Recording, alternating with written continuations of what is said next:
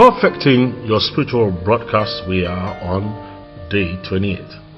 Those who learn to differentiate between good and evil by reason of use, as written in the scriptures, get to understand many things that baffle mere churchgoers. Hebrews 5:12-14. For when for the time you ought to be teachers, you have need that one teach you again, that which be the first principles of the oracles of God, and have become such as have need of milk, and not of strong meat. For everyone that uses milk is unskillful in the word of righteousness, for he is a babe. But strong meat belongs to them that are of full age, even those who by reason of use have their senses exercised to discern both good and evil. For good example, you will soon discover that there is nothing like a leap of faith in God's books. That phrase was actually coined by Feuerbach, a German philosopher who did not believe in the existence of God as a reality, even though he paid lip service to, some professing faith in Jesus Christ because of his father. And people are baffled when spiritual men take actions that they would never take and get results, not knowing that the believers are fully persuaded, because they can see spiritually that failure is not an option when God instructs. The modern Christian hardly touches spiritual reality and does not understand the flows of the Spirit. When you get used to seeing the unseen and hearing what others cannot hear from God, your confidence grows and produces obedience. When people talk about taking a step of faith, they don't really get it. The reality is this, is that the believer can practically see the invisible staircase that takes you to the place of your testimony. So, taking steps on that staircase is as easy as drinking water for the believer, even though others are awed. So, 2 Corinthians chapter 4 verse 18 says, while we look not at the things which are seen, but the things which are not seen. For the things which are seen are temporal, but the things which are not seen are eternal. Now, this means that the mature believers do not surrender to pride easily, except they choose to backslide.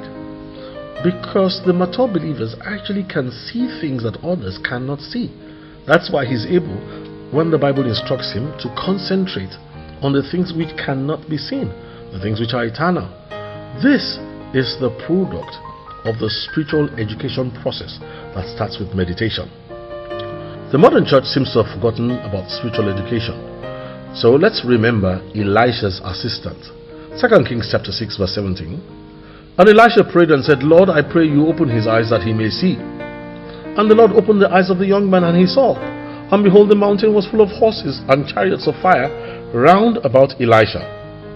Now you see, Elisha was confident because there was something he could see that his assistant could not see.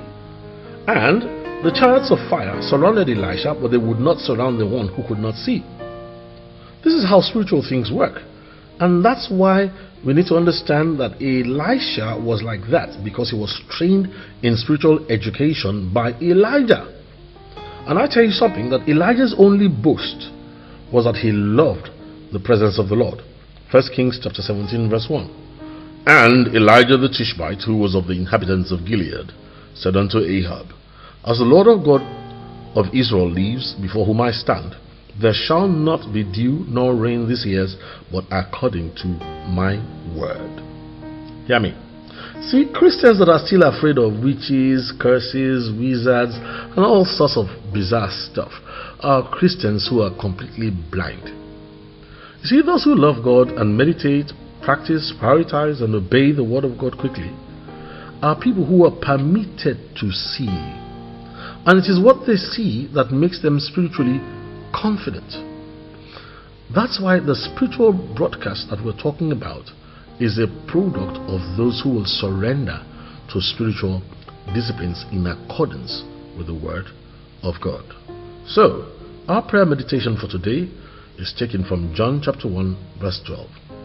The Bible says, but as many as received him, to them gave he power to become the sons of God, even to them that believe on his name. So, God gives you power to become a son of God because you believe and you believe on His name. But what then is the process by which this power enables you to become a son of God indeed? This is what spiritual education is all about. So let's keep meditating, let's keep praying, let's prioritize, let's be quick to obey. We do have a date with destiny. We shall not miss it. God bless you, sons of God.